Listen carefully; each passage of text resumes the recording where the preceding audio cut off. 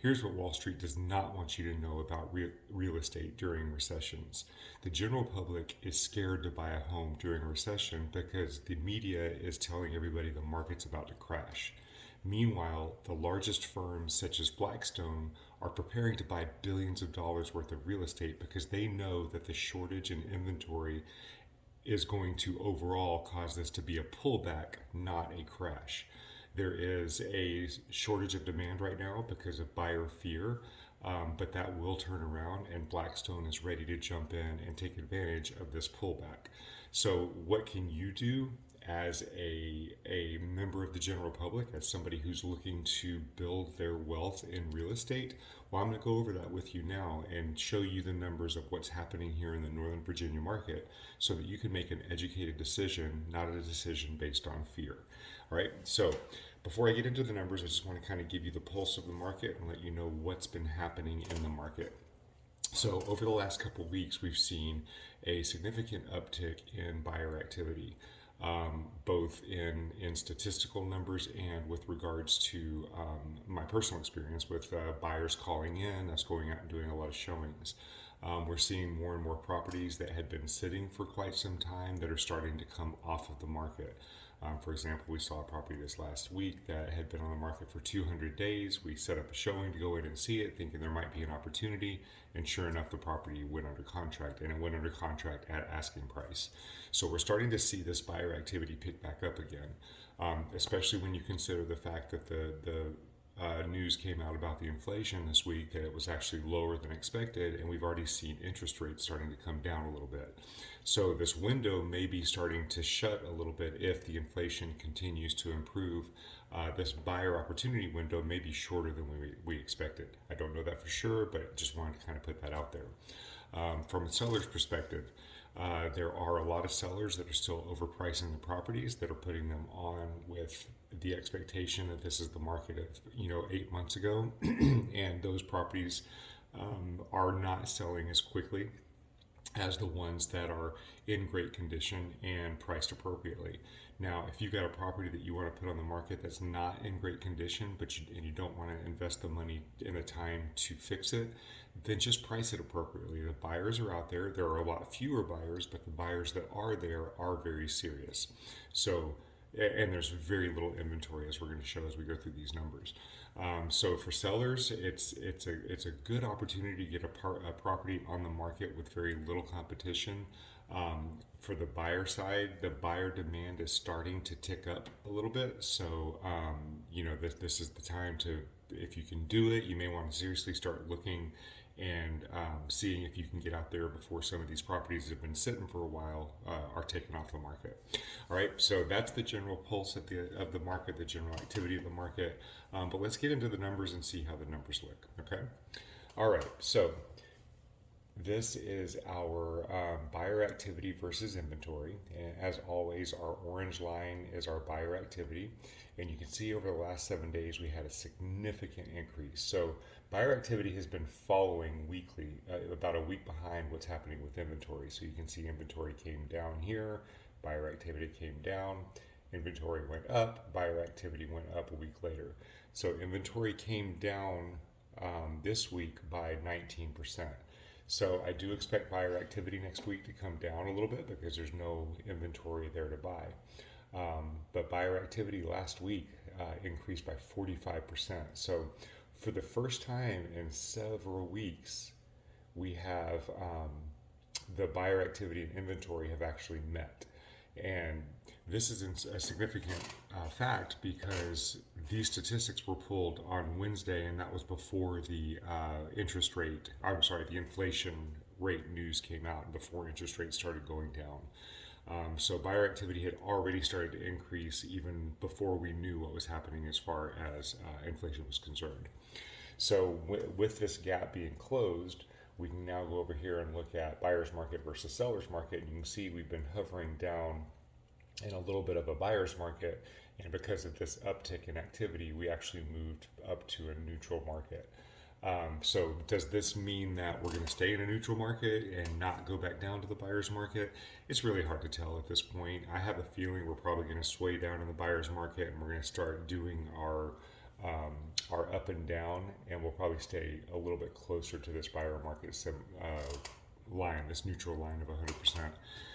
I have a feeling that's going to continue probably until we hit late January, early February, and then we'll probably see ourselves ticking back up into that seller's market. And that's where the competition from the buyers is going to increase. That's where a lot of the sellers are going to flood the market. So we're going to have a whole lot more activity happening, but there's going to be a lot more competition. So it's not going to be, in my opinion, it's not going to be the chaos of 2020 through early 2022, but it is going to be a busy market. So again, if you're a buyer, now is a great time to get in. There are still properties on the market right now where you can get a discount.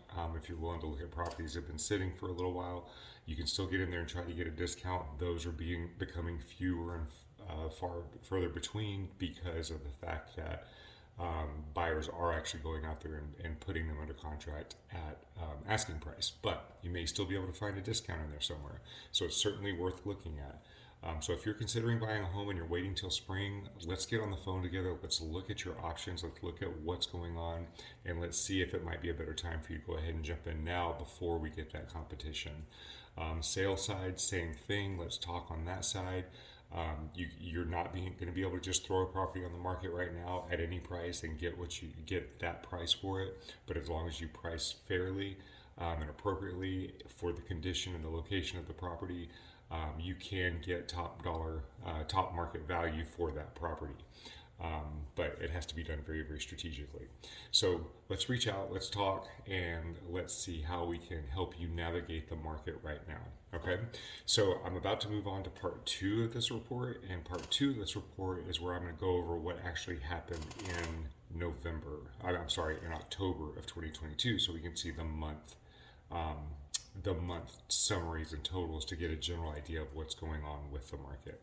All right, so we're with the monthly overview of what happens in the real estate market. We are looking at lag measures versus lead measures. Okay, so what I mean by that, when we're looking at our weekly market reports, we're looking at the numbers that are leading and showing us what's happening in the market as close to present as possible. So we're looking at number of properties under contracts, new inventory, new properties that are pending, just kind of market activity that's happened in the past 7 days. These are leading numbers, leading data. Lagging data is the data that shows us what's happened in the past. So for these monthly market report summaries, what we're looking at is the number of sales, the median sales price, basically tracking the numbers of what happened over that 30 days. So if you look at, for example, a sales price, a closed sales price, that closed sales price is giving us data from 30 days ago up to 60 or 90 days ago, depending on when the property went under contract. So leading is giving us this data back here. That's our 7-day weekly market report. Lagging is back here to give us a historical view of what's happened. So that's why we do both of these reports, so we can see what's happening currently, so we can make real-time decisions, but then also look at what the trend is of the market. Okay, so let's get into part 2 of our market report with our summaries.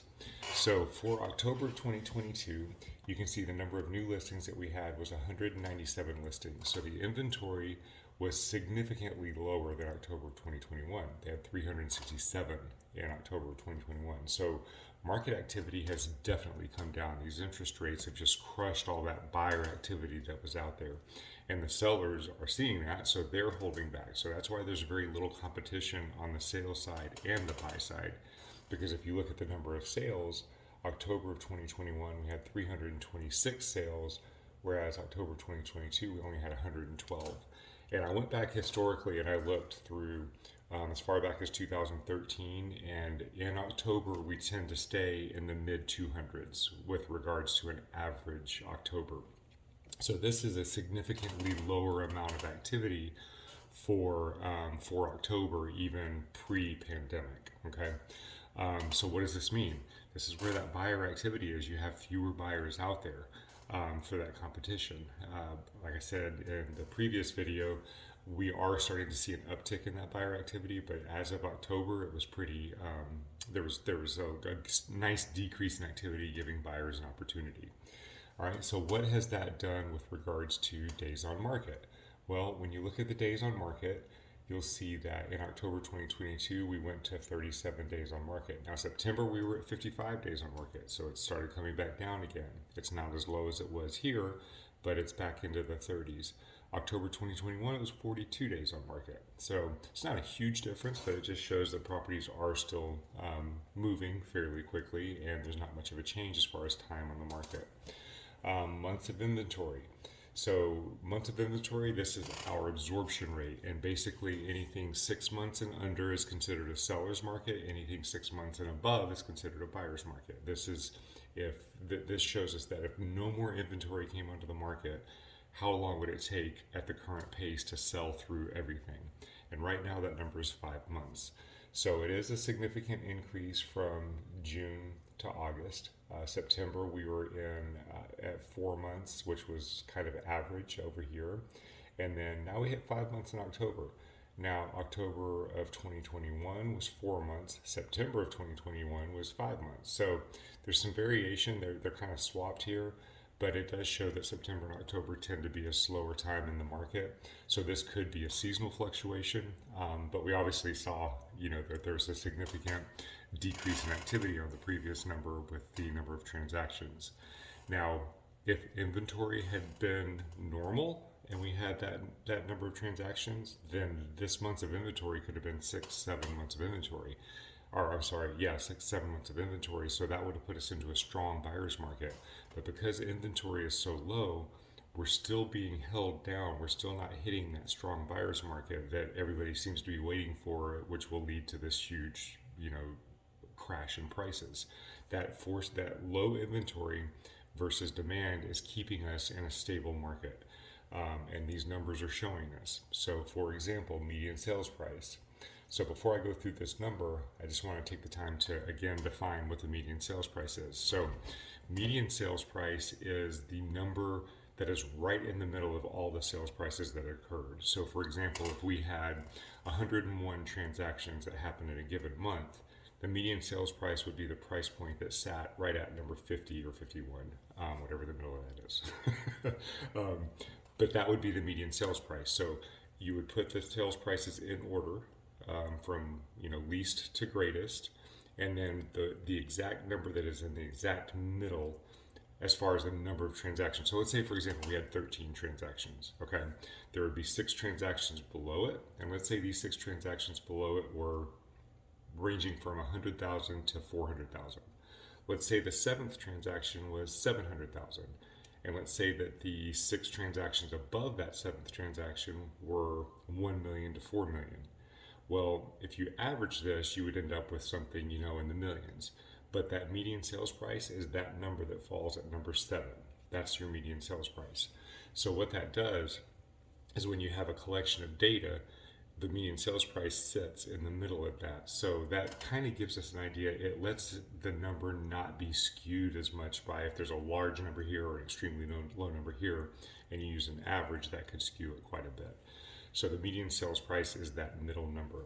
Why is that important? Well, as interest rates go up, I've been talking about this over the last several months, sales prices will tend to come down because affordability comes down. It doesn't mean that values are coming down. It means that sales prices are coming down. Okay.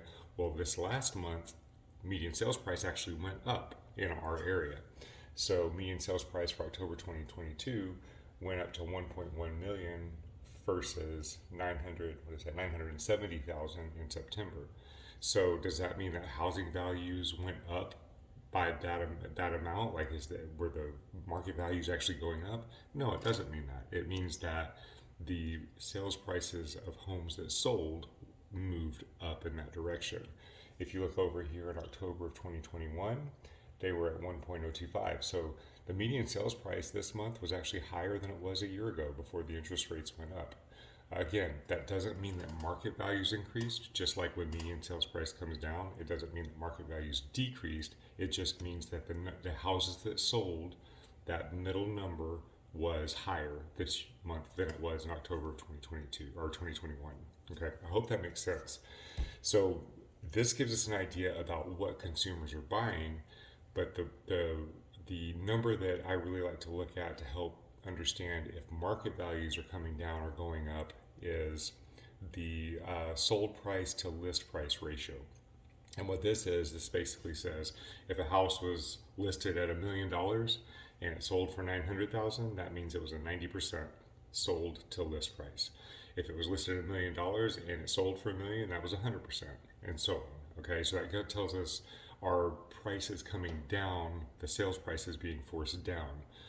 So if we look at, for example, September, we were down here just under 99%. So it looked like we were starting a downward trend. Well, we're back into October and we're back up to 100% of list price versus sales price. So all of the indicators in our area, the historic indicators, they do show the market has slowed significantly, but we're not seeing any evidence of prices coming down. We are seeing some discounts out there, as I said in the previous video.